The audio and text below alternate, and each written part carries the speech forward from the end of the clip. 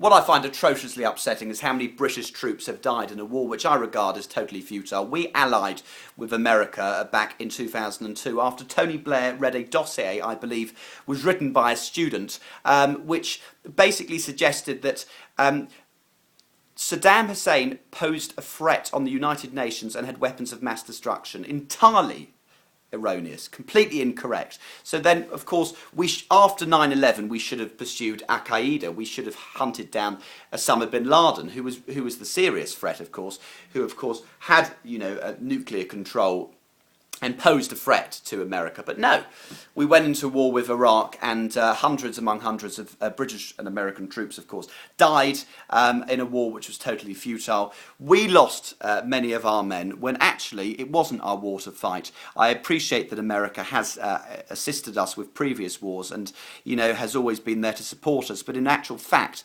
the bottom line is that Saddam Hussein was an innocent man. We assassinated him completely unfairly. We should have pursued Al-Qaeda, and in my view, we should have never allied with America. It was Tony Blair's a cosy, intimate relationship with George Bush that caused that, and subsequently has caused hundreds of deaths of British troops. Another thing is we spent, millions of pounds prioritising Afghanistan's economy and allowing their economy to bloom when we were in the middle of the worst recession we'd had in 70 years. We lent Ireland £7 billion. We lent Greece millions of pounds to help them out. But what about our economy? Surely that's our priority, to tackle, a £6 million deficit. And in actual fact, we think about, we ask ourselves why the unemployment rate is so high. Why so many people are broke and homeless and destitute. It's because the government didn't spend the money in the correct way. Gordon Brown allowed the debt to rise to something like £1.3 trillion, and an incomprehensibly large amount of money.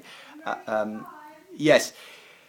And it's all down to having an incompetent and, lacklustre government who didn't really know how to run his own cabinet, which is, of course, the problem which led to the downfall of the Labour government. Yes, okay, the coalition government is doing everything they can. I think we are unfairly victimising David Cameron. He was always going to walk into a bleak, sort of hapless situation when it came to the economy. We had a very tough job, on our hands, an incredibly hard challenge ahead of us, and it was always going to be a struggle. I voted for the Liberal Democrats personally because in their manifesto they promised a change in the taxation law, that anybody who earned under £10,000 would not be taxed. Of course, that was compromised with the coalition government. But I do believe that we entered a futile war, and chasing Iraq for 4 years was completely a waste of time. And allying with America anyway, we shouldn't have done. And unfortunately, we've lost a lot of heroic and brave English men in the process. Speaking of the last election, when Nick Clegg, of course, promised he would prioritise students' rights, and then, of course, he raised the tuition fees, and he pretty much contradicted his manifesto. And I found that very upsetting because, of course, he gave young people a lot of hope. And it just does underline how sort of, politicians can make bold claims which never come to fruition in the end. And Tony Blair was another man who was a great orator.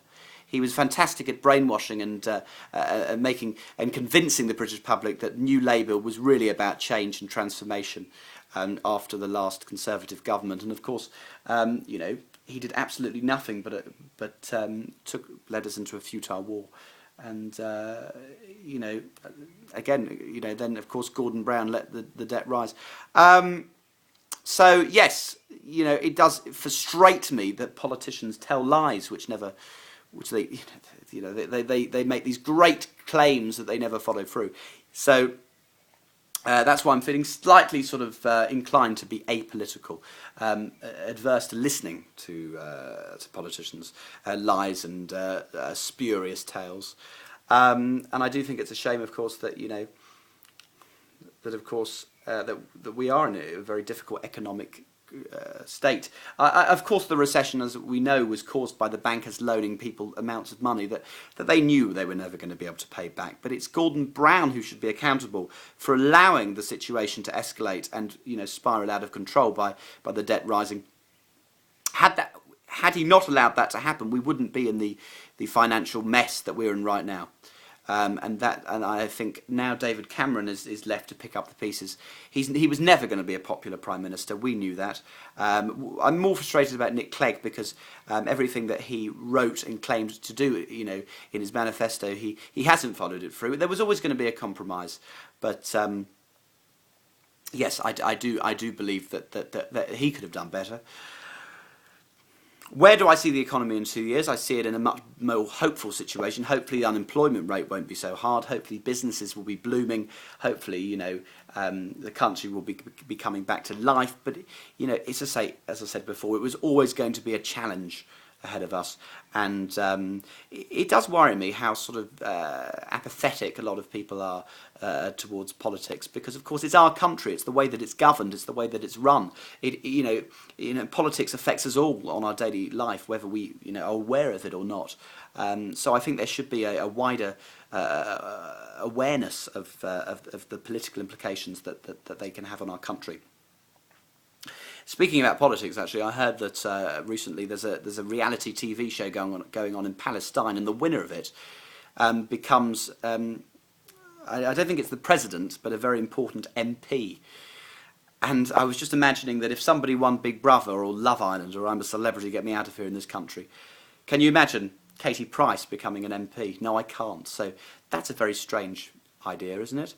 I just thought I'd mention that as a bonus to my discussion, because I can't believe that somebody who'd win a reality TV show would be allowed to influence the way a country is run. But there you go. That speaks a lot about the Middle East, doesn't it? Really. There you go.